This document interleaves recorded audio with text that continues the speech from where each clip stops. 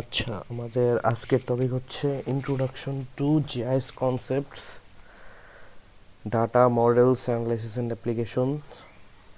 GIS কি আসলে? GIS হচ্ছে the science of where. GIS এর তিনটা জিনিস আছে,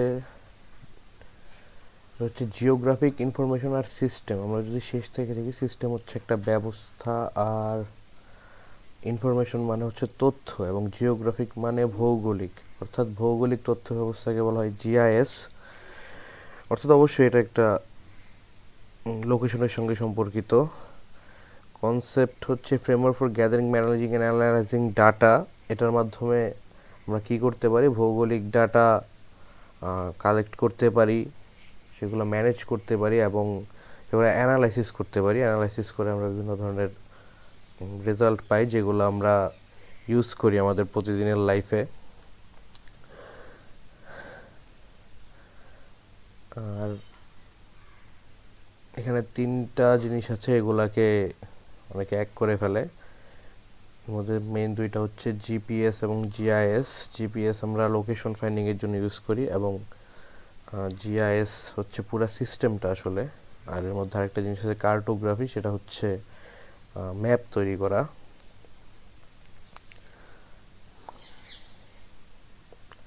এখন আমরা দেখি জিআইএস কেন ম্যাটার করে। জিআইএস এর মাধ্যমে অনেক কিছু করা যায়, যেমন disaster response, flood path track করা যায়। তারপর হচ্ছে আমরা যেটা নর্মালি করে থাকি আমাদের দেশে, সাইক্লোনের পূর্বাভাস পাওয়া যায়। পাবলিক হেলথের জন্য ইউজ করা হয়, এগ্রিকালচারে ইউজ করা হয়, আরবান প্ল্যানিং অর্থাৎ শহরের প্ল্যানিং ইউজ করা হয়। এই ধরনের ম্যাপ বানাতে জিআইএস করা হয়। আমরা যেই ম্যাপগুলো প্রতিনিয়ত ব্যবহার করি, গুগল ম্যাপ বা অ্যাপল ম্যাপ, এগুলো তো সবই জিআইএস দিয়ে ইউজ করা হয়। ন্যাভিগেশনের জন্য জিআইএস ইউজ করে থাকি। আর এখানে একটা ইনফরমেশন দেওয়া আছে, did you know 80% of all data created today has a location component. এবং এমনকি আমরা যদি একটা ছবি তুলি, সেই ছবিতেও লোকেশনটা ইন্টিগ্রেট হয়ে যায়।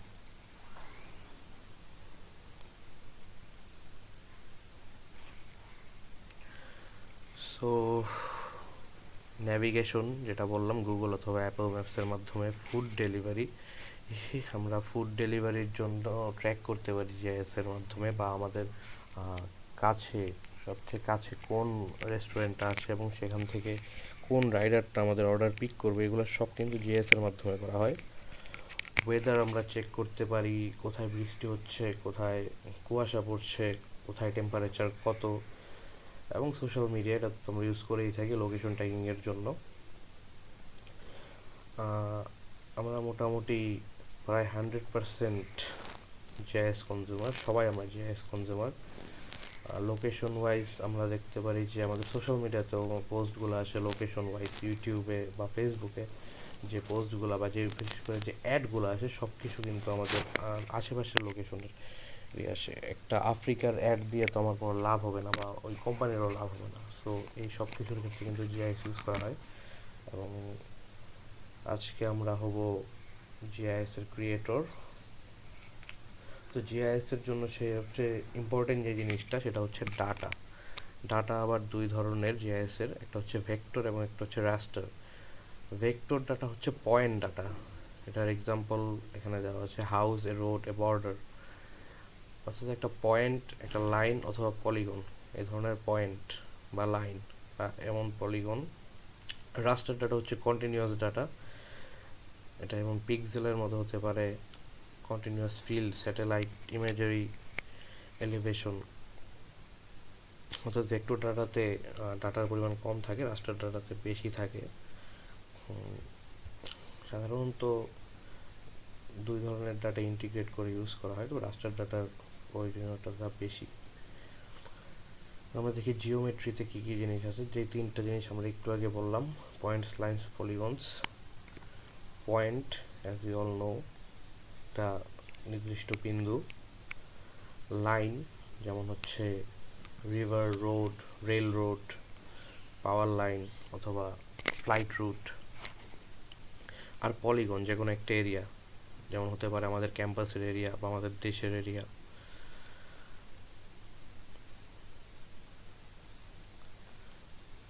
the INGIS, of course the INGIS stands for information. এখানে স্পেশাল ডাটা হচ্ছে where it is এবং অ্যাট্রিবিউট ডাটা হচ্ছে what it is. আমরা যদি জানি জিনিসটা কোথায় আছে এবং জিনিসটা কি, তাহলে আমরা GIS ইউজ করতে পারবো। যেমন এই যে ধরনের টেবিলে যেটা ইউজ করা হয়, every row in the table is linked to a shape on the map. Example, the farm polygon. Attributes হচ্ছে owner name, crop type, area, yield. তো একটা ফার্ম থাকতে পারে একটা ম্যাপের মধ্যে, এবং সেই ফার্মটা হচ্ছে স্পেশাল ডাটা, যেটা লোকেশন একটা ফার্মের, এবং অ্যাট্রিবিউটস হচ্ছে ওই ফার্মের ইনফরমেশন, যেমন ওই ফার্মের ওনার, ক্রপ এরিয়া বা কি ক্রপ ধরনের।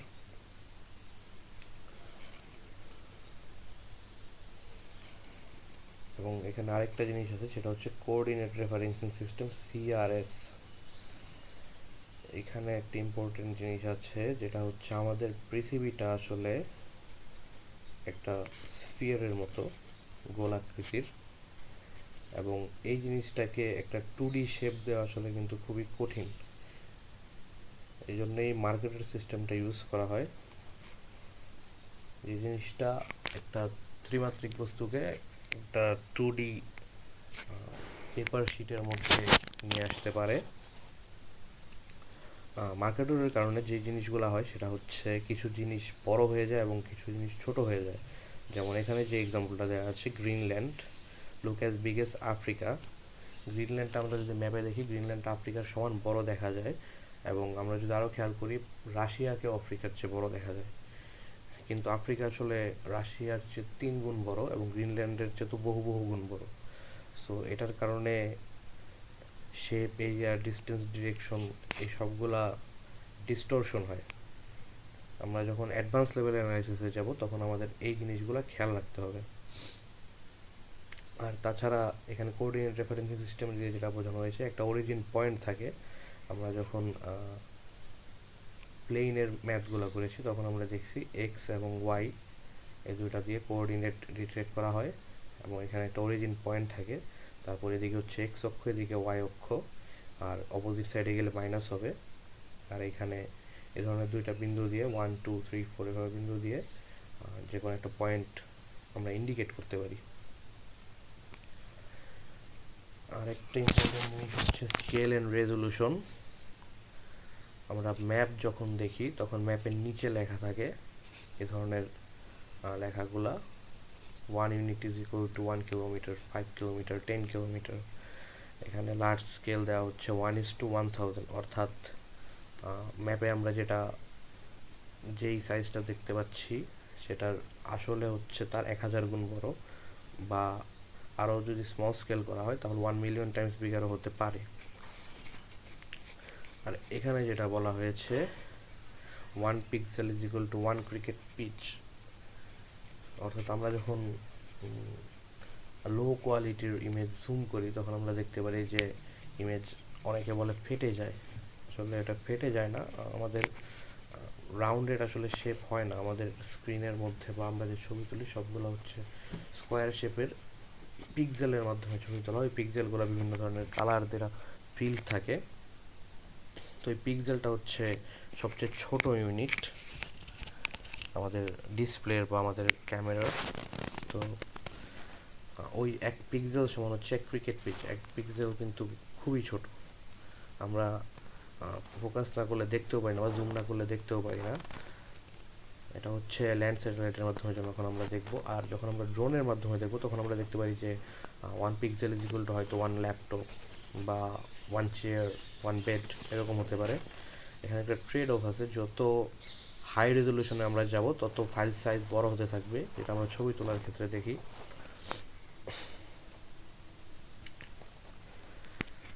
Metadata and data quality. Metadata মানে কি? মেটাডাটা হচ্ছে ডাটা অ্যাবাউট ডাটা। আমরা কোনো একটা ডাটা পেলাম, সেই ডাটাটা কে তৈরি করেছে, কখন তৈরি করেছে, কোথায় বা কিভাবে তৈরি করেছে, সেটা হচ্ছে মেটাডাটা। যেমন আমরা যেহেতু ছবির কথা বলছিলাম, একটা ছবি সেটা হচ্ছে একটা ডাটা, এবং সেটা কোন ডিভাইস দিয়ে তোলা, কত তারিখে তোলা, কয়টার সময় তোলা, এবং কত রেজলিউশনে তোলা, এই জিনিসগুলো হচ্ছে মেটাডাটা। আর ডাটা কোয়ালিটি মেনটেন করার জন্য একটা রুল হচ্ছে GIGO rule, garbage in garbage out. আমরা কোনো ধরনের গার্বেজ মানে অপ্রয়োজনীয় ডাটা রাখবো না।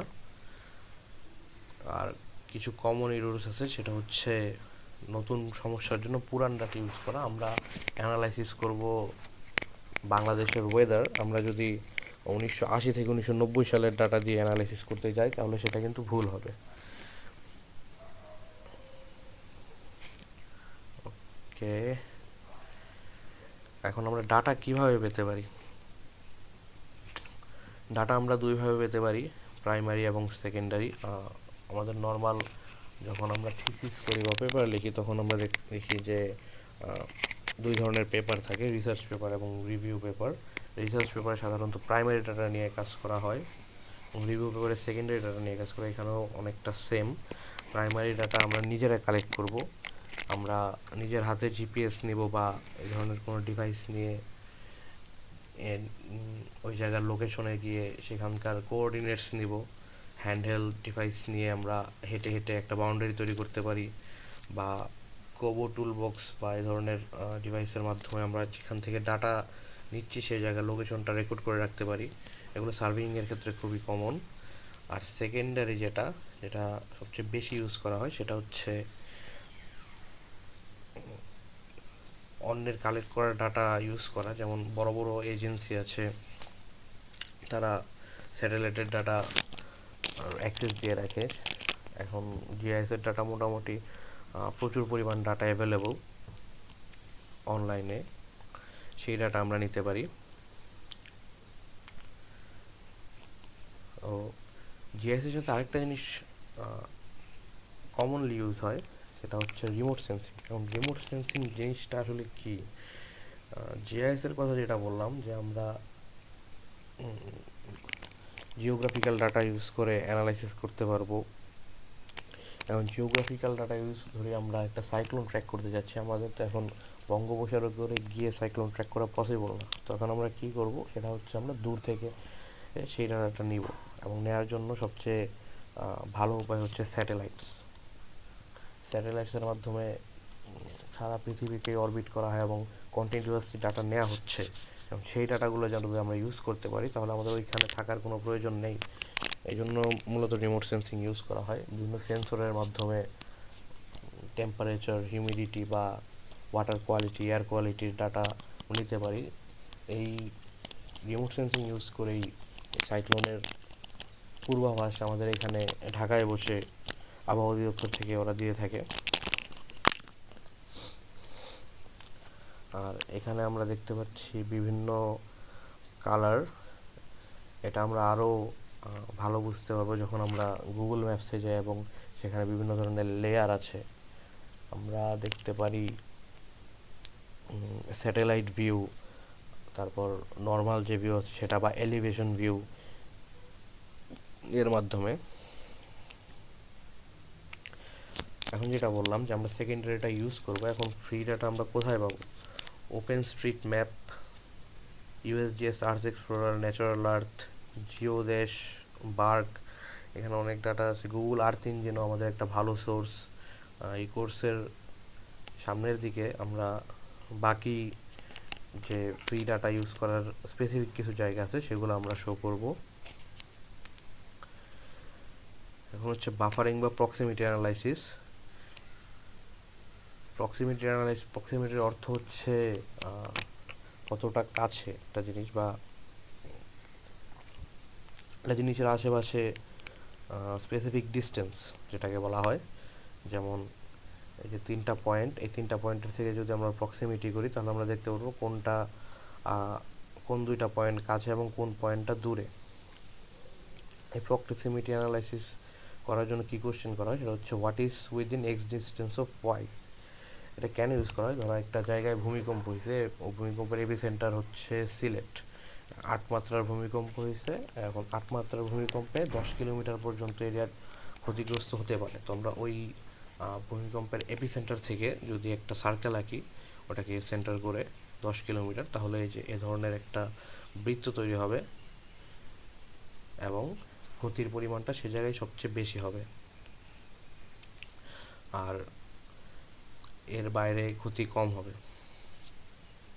যেখানে কিছু এক্সাম্পল দেওয়া হয়েছে, যেমন no factories within 500 metres of school, 1 kilometre evacuation zone. এটাও ইউজ করা হয় মিলিটারি ড্রিলের ক্ষেত্রে, যখন কোনো ড্রিল চালানো হয় সেনাবাহিনীর, কোনো জায়গায় গোলাবারুদ বর্ষণ করা হবে বা ল্যান্ডিং করবে, তখন তারা একটা এভাকুয়েশন জোন তৈরি করে যে এই এরিয়ার 10 কিলোমিটারের মধ্যে যাতে কেউ না থাকে। তো সেই জোনের মধ্যে কেউ থাকলে সে মারা যেতে পারে, সেজন্য সেই জোনগুলো আমরা করি সাধারণত বাফারিংয়ের মাধ্যমে, প্রক্সিমিটি অ্যানালাইসিসের মাধ্যমে। মেইন সেন্টার এটা, এবং এই বাকি জোনগুলো আছে এটা হচ্ছে আমাদের বাফার জোন। আরেকটা জিনিস আছে এখানে, ওভারলে অ্যানালাইসিস। এখানে করা হয় দ্য কুকি কাটার। একটা লার্জার ডাটা সেট থেকে আমরা ছোট্ট একটা ডাটা সেট কেটে আনি। ধরো একটা ডাটা সেট আমরা দেখতেছি, সেখানে হচ্ছে সারা পৃথিবীর টেম্পারেচারের ডাটা আছে, কিন্তু আমার সারা পৃথিবীর টেম্পারেচার ডাটা লাগবে না, আমার লাগবে হচ্ছে নোয়াখালীর টেম্পারেচারের ডাটা।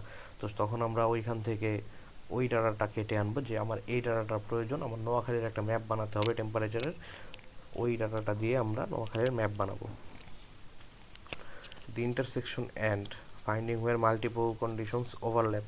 এটাও হচ্ছে ভেন ডায়াগ্রাম লজিকের মতো। ধরো এই যে এখানে যেমন ওভারল্যাপ হয়েছে, তো আমরা করতে পারি কি, দেখতে পারি যে আমরা টেম্পারেচারের ডাটা নিলাম, হিউমিডিটির ডাটা নিলাম, দেখলাম টেম্পারেচার 35+ এবং হিউমিডিটি একটা সার্টেন লেভেলের উপরে হলে সেই এলাকায়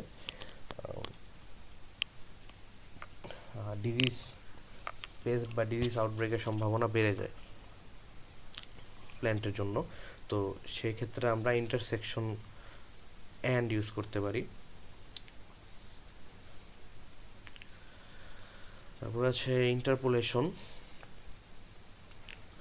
প্রবলেম, সলিউশন এবং রেজাল্ট। আমরা সবসময় সব জায়গায় থেকে ডাটা নিতে পারবো না, পৃথিবীর প্রত্যেকটা পয়েন্ট থেকে আমাদের পক্ষে ডাটা নেওয়া সম্ভব না, কিন্তু আমরা যেটা করতে পারি সেটা হচ্ছে কিছু প্রমিনেন্ট পয়েন্ট থেকে ডাটা নিতে পারি। যেমন আমরা যে টাইম জোন ইউজ করি, বাংলাদেশের টাইম জোন হচ্ছে GMT+6, এরকম অনেকগুলো টাইম জোন আছে। বাংলাদেশের সব জায়গায় কিন্তু আলাদা আলাদা টাইম জোন ইউজ করা হয় না। যেমন আমরা দেখতে পারি ইফতারের ক্ষেত্রে কিন্তু আলাদা আলাদা টাইমে ইফতার করা হয় বাংলাদেশের বিভিন্ন জেলায়, কিন্তু আমরা যখন রেগুলার ইউজ করি সেক্ষেত্রে সারা দেশে একই টাইম ইউজ করা হয়। এটার কারণ হচ্ছে একটা পয়েন্টের ডাটা নিয়ে সেটাকে স্ট্যান্ডার্ডাইজ করা হয়, কিন্তু জিআইএসের ক্ষেত্রে আমরা আরও ভালোভাবে ইউজ করতে পারবো, যে কয়েকটা পয়েন্টের ডাটা নিয়ে আমরা যদি অ্যানালাইসিসটা করি, তাহলে হচ্ছে পুরা দেশের একটা কম্পারেটিভ ফিগার তৈরি হয়ে যাবে। এটা আমরা ইউজ করতে পারি। যে ফিগারগুলো আমরা দেখে থাকি বিভিন্ন ধরনের জিআইএস ম্যাপে, যে ঢেউ খেলানো ফিগার হচ্ছে, বা অ্যাগ্রো ইকোলজিক্যাল জোনের যে ফিগারগুলো আমরা দেখে থাকি, সেগুলো হচ্ছে কয়েকটা স্পেসিফিক পয়েন্টের ডাটা নিয়ে ওই ফিগারগুলো তৈরি করা হয়েছে। ওগুলো দেখলে মনে হয় যে অনেক ডাটা নেওয়া হয়েছে, প্রত্যেকটা পয়েন্ট থেকে ডাটা নিয়ে ওটা তৈরি করা হয়েছে, কিন্তু আসলে এরকম না। অল্প কয়েকটা পয়েন্ট থেকে ডাটা নিলেই কিন্তু ওই ধরনের ফিগার তৈরি করা যায়, কারণ আমাদের ম্যাথ এখন বা অ্যানালাইসিস এখন অনেক অ্যাডভান্সড। এই IDW বা কিরিংয়ের মাধ্যমে আমরা এগুলা করতে পারবো। এবার হচ্ছে টেরেন অ্যানালাইসিস। এটাতে ইনপুট হচ্ছে ডিজিটাল এলিভেশন মডেল, একটা সার্টেন স্পেস কতটুকু খাড়া বা কতটুকু ঢালু, এটার মাধ্যমে ওই এলিভেশন বের করা হয় বা টোপোগ্রাফি বের করা যায়। এরপর হচ্ছে সুইটেবিলিটি অ্যানালাইসিস। এর মাধ্যমে হচ্ছে অপটিমাল লোকেশন বের করা যায়। যেমন এখানে বলা হচ্ছে সাইক্লোন শেল্টার, এখানে বলা হয় near population, high ground, near roads, এই জিনিসগুলো বের করা হবে। আর এখানে কি করা হয়েছে, ম্যাট্রিক্সের মতো, এটাকে 3 দ্বারা গুণ করা হয়েছে, এটাকে 2 দ্বারা গুণ করা হয়েছে। আমরা যদি জুম করে দেখি, যেগুলো পয়েন্ট 1 ছিল সেগুলোতে 3 হয়ে গেছে, যেগুলোতে 1 ছিল সেগুলো 2 হয়ে গেছে। যোগ করার ক্ষেত্রে 3 এবং 2 যোগ হয়ে 5 হয়েছে, এবং বাকি পয়েন্টগুলোতে 3 এবং 2 আগের মতো বসছে। তো আমরা এখানে কি করব, আমাদের ক্রাইটেরিয়া বের করব যে আমাদের কি লাগবে। আমাদের লাগবে হচ্ছে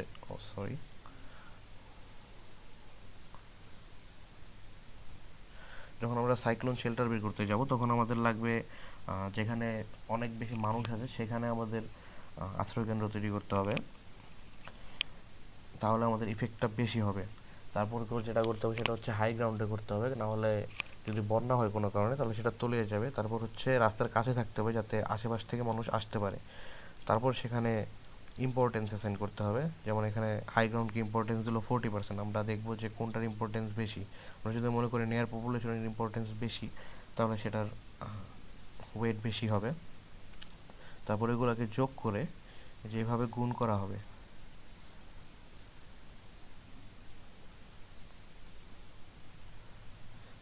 ধরি এটা 1 ছিল, 3 দিয়ে গুণ করা হয়েছে। যদি আমরা এখানে 100% করি, 40 40 20, তাহলে একে গুণ করা হবে 4 দিয়ে, একে গুণ করা হবে 4 দিয়ে, এবং পরেরটাকে গুণ করা হবে 2 দিয়ে। তারপর সবগুলোকে যোগ করে দেখা হবে যে কোন পয়েন্টে সবচেয়ে বেশি আমাদের স্কোর আসতেছে। তো আমরা যদি সাইক্লোনের ক্ষেত্রে দুইটা বিষয় ধরি, যে এটা হচ্ছে হাই পপুলেশনের কাছাকাছি থাকতে হবে এবং এটা হচ্ছে হাই গ্রাউন্ডে থাকতে হবে।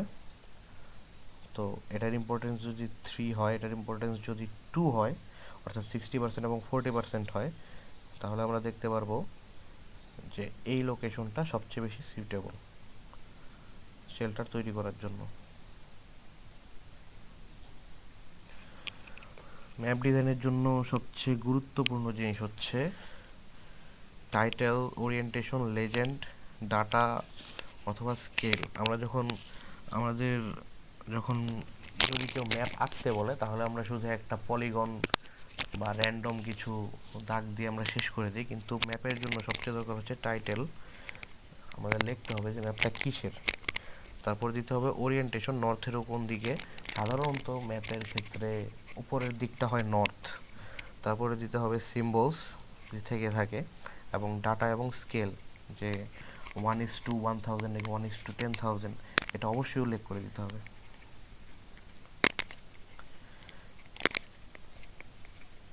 এরপর আসতেছে সিম্বোলজিতে। ক্লোরোপ্যাথ ম্যাপ আমরা অনেক জায়গায় দেখতে পারি যে এই ধরনের ম্যাপ আছে। ম্যাপগুলোকে বিভিন্ন ধরনের কালার দেওয়া যায়, light to dark, red to blue, বা ডিস্টিংক্ট কালার দেওয়া যায়, যেটা আমরা একটু আগে বললাম এই জেড ম্যাপের ক্ষেত্রে আমরা দেখতে পারি। বা এ ধরনের ম্যাপ ইউজ করা হয় অনেক ক্ষেত্রে, যে ধরি এখানে আমরা বললাম যে কোন দেশে কমিউনিজমের রেট সবচেয়ে বেশি, তো এখানে রাশিয়া সবচেয়ে বেশি, ফর এক্সাম্পল।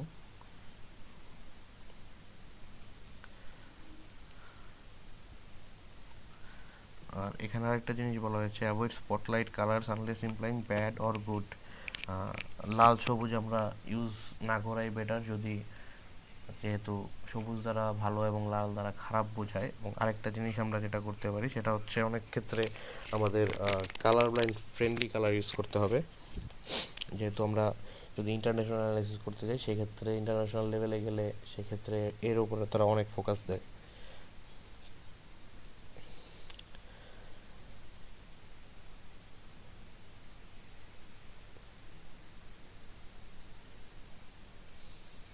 আচ্ছা, তাহলে এখন আমরা দেখতে পারি যে how to lie with maps. How to lie with maps মানে হচ্ছে আসলে আমরা নিজেরা মিথ্যা কথা বলছি না, কীভাবে ম্যাপ মিথ্যা কথা বলতে পারে।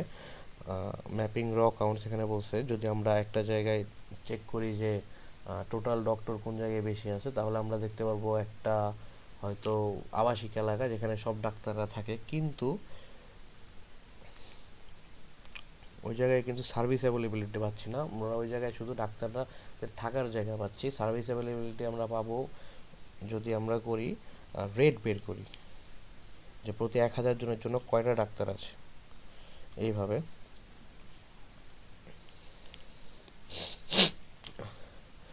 তো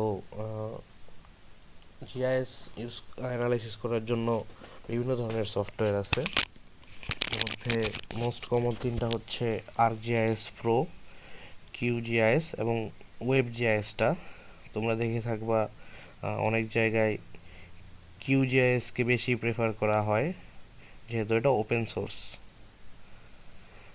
কিন্তু আমরা এই অ্যানালাইসিস এই কোর্সের জন্য আমরা ArcGIS Pro-টা ইউজ করব, আমরা এটার ক্র্যাক ভার্সনটা ইউজ করব। যেহেতু এটা পেইড, এটা অবশ্যই QGIS-এর থেকে ইউজ করা সহজ এবং বেটার। কেউ যদি চাও তাহলে অন্য অ্যাপও ইউজ করতে পারো।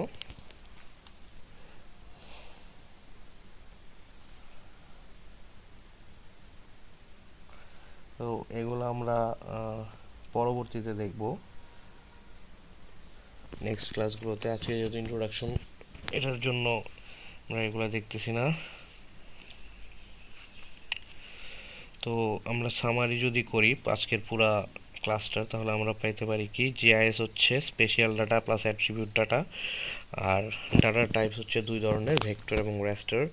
অ্যানালাইসিসের জন্য বাফার ওভারলে ইউজ করা হয়, অ্যাপ্লিকেশন করা হয় disaster management, agriculture planning, urban resource management বা ফুড ডেলিভারিতেও আমরা দেখলাম ইউজ করা হয়, বিভিন্ন ক্ষেত্রে ইউজ করা হয়। বিশেষ করে ডিজাস্টার ম্যানেজমেন্ট ইউজ করা হয় পূর্বাভাস দেওয়ার জন্য বা ইভ্যাকুয়েশনের জন্য বা প্রোয়েক্টিভ ম্যানেজমেন্টের জন্য জিআইএস ইউজ করা হয়।